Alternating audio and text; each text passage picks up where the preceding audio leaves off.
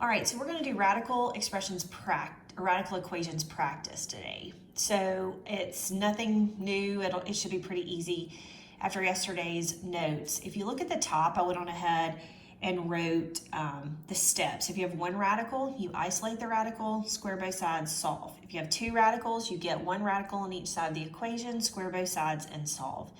That's on your notes from yesterday, but it's there for reference if you need it. This is the work for Wednesday, April the 29th. So I had a phone call in the middle of my video a second ago, so I'd already done the first two questions. So let me just talk you through those. The first one had a number in front of the radical. So I divided by that number. I divided by 3, and I got square root of 2y by itself. So square root of 2y equals 4. Then I squared both sides. I got 2y is equal to 16.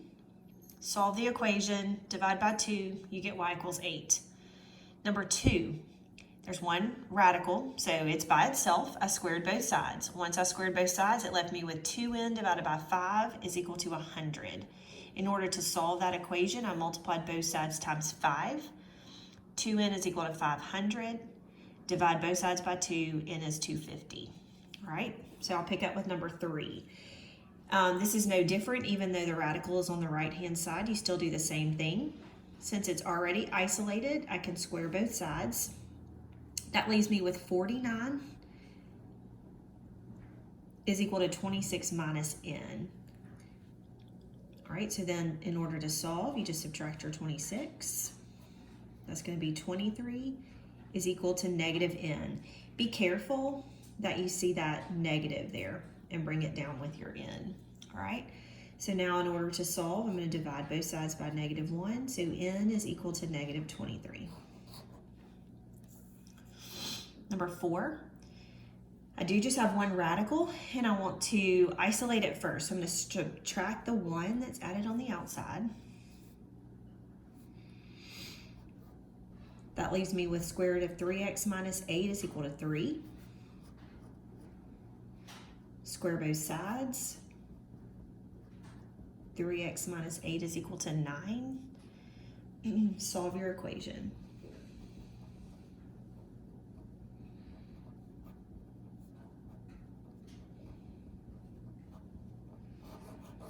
All right, I'm left with x is equal to 17/3 or the equivalent decimal if you'd rather. All right, number 5, you have two radicals. So I'm going to get one radical on each side of the equation. That's already there for us, so now I'm just going to square both sides. On the left, I have 5m minus 2 is equal to 3. Now you're just going to solve. So add 2 to both sides, and you get 5m is equal to 5. Divide by 5, m is equal to 1. Number 6, you have one radical. Get it by itself. So since that 6 is multiplied in front, I'm going to divide by the 6. So I have square root of 2x is equal to 3. Square both sides. 2x is equal to 9. So divide by 2, and x is equal to 9 over 2. Or you can leave it as a decimal, it's your choice. All right, number 7. I have a 2 in front, so I need to divide that 2 to get the radical by itself. Now I can square both sides.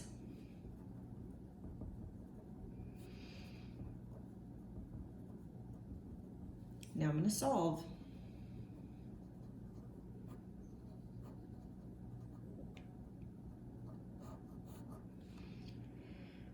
All right, number 8, I've got to get this radical by itself, so I'm going to add the 3 to the other side. That's the square root of 4y is equal to 2. Square both sides. So 4y is equal to 4. Divide both sides by 4, and y is equal to 1. All right, number 9. It's one of those where I have a radical on both sides, so I have one on each side of the equal sign. And I do have a 3 in front, but it doesn't do me any good to divide by it.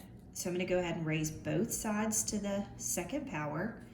And I realize that that's going to be 3 squared times the square root of 6 squared. And then I'll go ahead and simplify that one. That's just x. So now I know I have 9 times 6 is equal to x. So that's 54 is equal to x. You can certainly do that quicker. I just want to make sure you see you've got to square the 3 and the square root of 6. All right, number 10.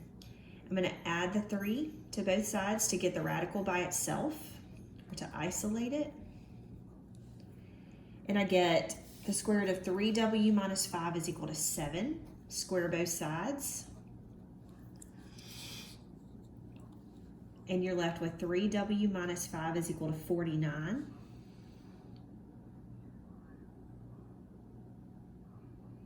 Add the 5 over to solve, and you get 3w is equal to 54.